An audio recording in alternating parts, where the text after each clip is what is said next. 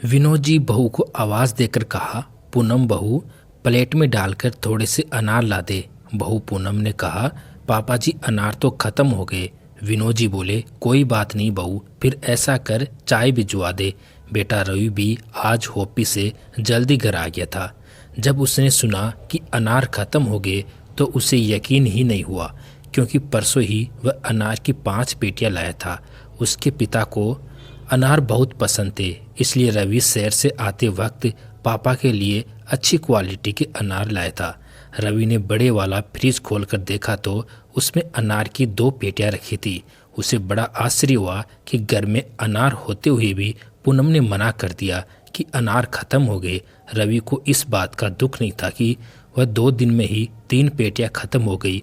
वह जानता था पूनम ने कुछ पेटियां मायके भेज दी होगी।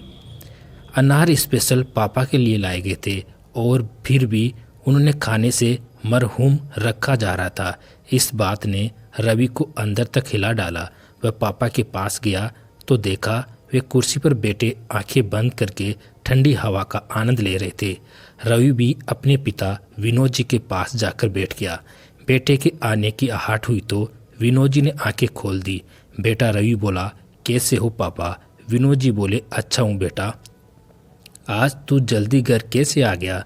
रवि बोला, आज ऑफिस में ज़्यादा काम नहीं था, मन भी ठीक नहीं था, सोचा आज आपके साथ समुद्र के किनारे घूमने चलूँगा। मम्मी के गुजर जाने के बाद आप तो बिल्कुल ही निष्क्रिय हो गए हो। ऐसा कैसे चलेगा पापा? ऐसे तो आप चलने फिरने के काबिल भी नहीं रहोगे। विनोद जी बोले, सुबह मॉर्निंग वॉक पर जाता हूँ ना। पूनम चाय ले आई थी। रवि चाय लेता हो बोला, पापा मैं चाहता हूँ फिर से आप अपना कारोबार संभाल लो और मुझे एक कर्मचारी के रूप में ही रख लो। हर महीने तनख्वाह दे दिया करो। और मैं ये घर भी छोड़ना चाहता हूँ। कल से मैं और पूनम किराए के मकान में रहेंगे। सुबह शाम आपके पास आ जाया करूँगा। पूनम बोली, पगला गए हो क्या? इतना बड़ा घर छोड़कर किराए के मकान में क्यों रहेंगे? मैं तो यहीं पापा जी के साथ रहूँगी। इनकी देखभाल कौन करेगा? रवि बोला, मेरे पापा अभी बूढ़े नहीं हुए हैं, इन्हें अभी देखभाल की ज़रूरत नहीं है। वैसे भी घर में नौकर है ना, वहीं तो करते हैं सब कुछ। तुम्हें तो किट्टी पार्टियों से ही फुर्सत नहीं मिलती। विनोद जी बोले, बहू ठीक कह रही है, मैं तुम दोनों के बिना नहीं रह सकता। और तुम्हें आज क्या हो गया? क्यों बेकी बेकी बातें कर रहे हो? रवि आंखों में आंसू भरकर बोला, पापा आपने कुछ देर पहले अनार मांगे थे। घर में 5 किलो अनार रखे हुए हैं, फिर भी मेरी पत्नी ने कहा अनार ख़त्म हो गए। मैं इससे पूछना चाहता हूँ कि ये आपकी कैसी देखभाल कर रहे हैं? वो अनार मैं सिर्फ आपके लिए लाया था, फिर भी इसने 2-3 पेटियाँ अपने मायके भिजवा दी या फिर सहेलियों में बांट दी। यहाँ तक भी मुझे इससे कोई परेशानी नहीं थी, मगर इसने कहा कि अनार ख़त्म हो गए हैं। ये सुनकर मेरा इससे भरोसा उठ गया। अब आप ही बताइए पिताजी, मैं इसके भरोसे आपको कैसे छोड़ूं? ये घर और कारोबार सब आपका है, फिर भी आपको एक कटोरी अनार के लिए तरसना पड़ा। ये सब सुनकर पूनम बोली, गलती हो गई मुझसे, माफ़ कर दो। रवि बोला, ये गलती नहीं है, गलती अनजाने में होती है। तुमने जानबूझकर सब किया है, इसलिए अपना सामान बांध लो। अब हम 2 कमरों के मकान में रहेंगे। वहाँ तुम अपनी अमीर सहेलियों के साथ पार्टियां करना, ताकि उन्हें भी पता चले तुम्हारी औकात कितनी है। अगर तुम मेरे साथ नहीं रहना चाहती हो तो तुम आज़ाद हो।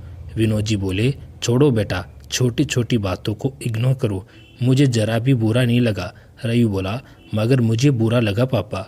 जिस इंसान ने अपने खून पसीने से कमाकर ये धन दौलत इकट्ठी की है, ये उसी दौलत पर ऐश कर रही है, मगर इसके पास उस पिता को देने के लिए 4 दाने अनार के भी नहीं थे। विनोद जी मना करते रहे, मगर रवि नहीं माना और पत्नी को घर से अलग 2 कमरे के मकान में रखने लगा और पिता की कंपनी में मालिक न रहकर एक कर्मचारी बन गया। अब रवि और उसके बच्चे अपना आधा समय विनोद जी के साथ गुजारते थे, मगर पूनम के लिए ससुर के घर आने की सख्त मनाही थी। दोस्तों, कुछ लोग इतने स्वार्थी होते हैं कि उन्हें अंगुली पकड़ाते ही वे सीधे छाती पर बैठ जाते हैं और उसी पेड़ को काटने लग जाते हैं जिसने आपको आश्रय दिया हुआ होता है। ऐसे लोगों को सबक न सिखाया जाए तो वह और भी ज़्यादा हानिकारक बन जाते हैं।